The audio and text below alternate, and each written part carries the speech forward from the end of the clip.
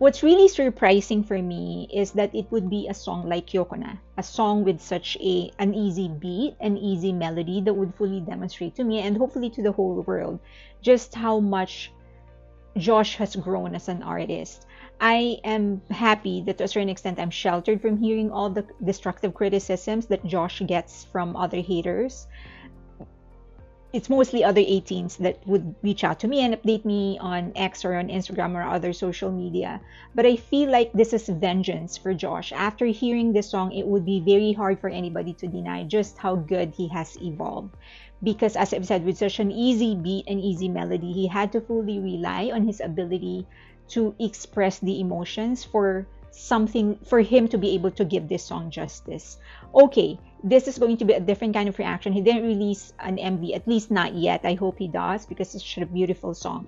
So I'm just gonna go through 5 of things that I ended up liking in this release, in this single.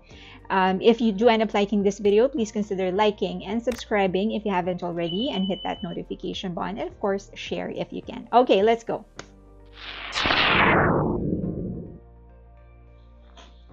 Easy beat, painful message. Wild Tonight and Pakiusap Lang were both complex in melodies and transitions and in lyricism.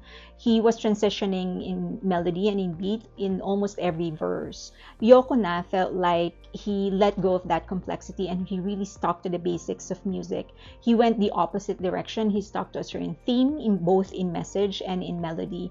And he really fully relied on the intangible part or the intangible skill of an artist, and that is the skill to communicate or express the emotion solely through his voice and how he delivers that voice to us.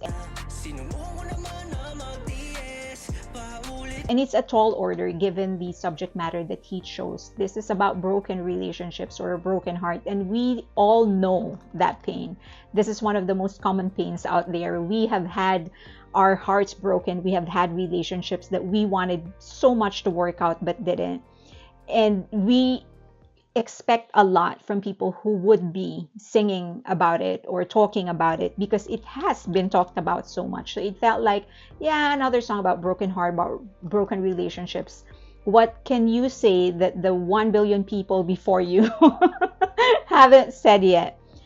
So for him to shed all the bells and whistles of what a rock star would use to communicate or to make it different, it's beyond brave, but he managed to do so. He pulled it off. He managed to take something so common and still create something beautiful, something interesting solely through his voice and his writing. The painful abandon in his voice. First, when did he become an official singer? I thought he was talking about not being a singer, being more of a rapper, but my God, I don't know what did he drink something for him to be this good? But maybe it's that, the low expectation that sort of allowed him to have this magic in his delivery. There is some sort of abandon in his voice. It felt like he wasn't even thinking about the melody or getting the note right. He was more concerned about how he could express the pain that he was feeling. And that makes the song feel much more sincere. It felt like he was right in front of you and just talking about this damn pain that he's drowning in. His vibrato sounds exactly like how a person who's drowning in pain would sound like. Like, observe when somebody's sort of confiding their pain in you. Observe how they would usually linger at the end of their sentence. That's what Josh managed to capture. He would linger at the end of the bar. And I don't think that he was even aware that he was doing it. As I've said, I think he really was more concerned about just expressing the pain more than getting the note or the melody right. And so that's why I hate the word raw, but there's really no other word I can describe it. It just felt like he was very much present in the pain. The progression of the emotion. In the 5 stages of grief, it felt like Al James was in anger and Josh was in acceptance. And I think it was very, very smart of them to have embody a different emotion, because they're both guys and they're in one song singing about the same subject, but it wasn't, they're not singing to each other, they're singing to different people. So I guess that difference in emotion created a detachment between the two of them, so it was clearer that they're not singing to each other. So for Al, he would go up at the end of his verse. If you listen to it, he would usually go up at the end of his verse, so there's a bit more anger. And then if you listen to his lyrics, he was talking about what he did wrong, the screw ups, and questioning why they couldn't work out the relationship. So that up at the end of the verse made him sound angrier. Josh, on the other hand, would go down at the end of his verse, and that created more melancholy. So it felt like he was surrendering. It was like, okay, that's it, I have given up. So it felt more like melancholy than anger. It felt like a surrender rather than desperation. So those three little details, the separation of the emotion, the lyrics, and the going up and down at the end of the verse, really spelled the difference for the song.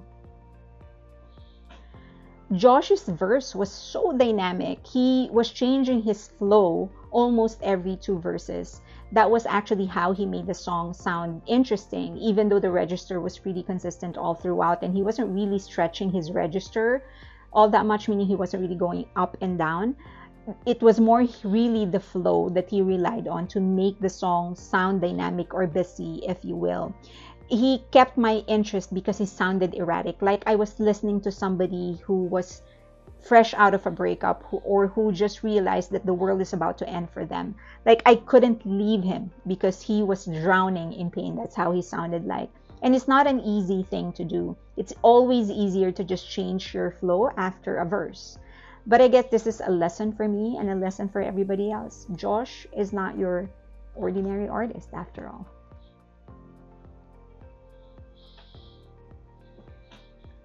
Capturing the confusion.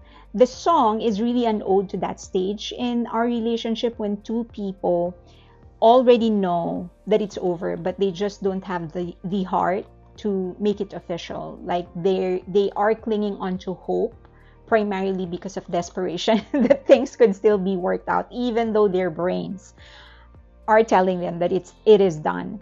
Josh managed to capture that, the push and pull, through contrast in almost the entirety of the song. First is by dropping the beat, sorry, not the beat, but the range almost every other bar. So he would go high on one bar and then low on the next bar. It's the same melody, it's just higher and lower.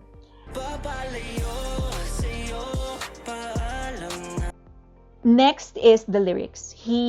It's push and pull in the lyrics. He would let go of the relationship in one line and then ask if there is hope in the next. He walks away in one line and then turn around and tell the girl that he really tried his best, as if expecting the girl to stop him. It's really those little details that would show us just what kind of an artist Josh is. He can take something so common, so ordinary, and make something beautiful out of it, something memorable out of it, something we can all relate just through small details like that. I wish that there is a music video, but more than that, how I wish I could listen to him perform this live. I really can't wait. I would love to hear it live. And I would love to hear your thoughts about the song. I really am looking forward for more from him. So share your thoughts, your reactions. You can say whatever it is that you want to say in the comment section. Just do it respectfully. And if you ended up liking this video, please give it a thumbs up and subscribe and hit that notification button if you haven't already. And of course, share the video if you can. Also, please follow me on X or on Twitter, and also on my Patreon. And for my personal works, it would be on Instagram. Thank you so much. I appreciate you. And until next time.